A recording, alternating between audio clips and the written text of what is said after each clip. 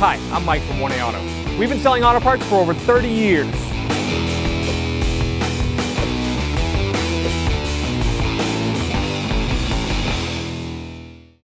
Wiper blades will be the same for both sides, to remove them, just kind of lift them up off the glass. There's two tabs here, you'll squeeze together.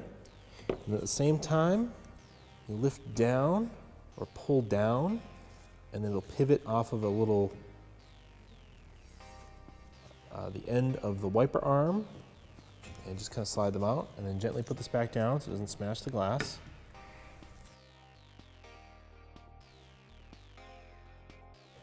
Take your wiper blade, and you place it over this little hook end, just like that, and then push these up in, and they'll snap into place. The wiper blade's installed, and both wiper blades are the same way. Thanks for watching. Visit us at 1AAuto.com for quality auto parts, fast and free shipping, and the best customer service in the industry.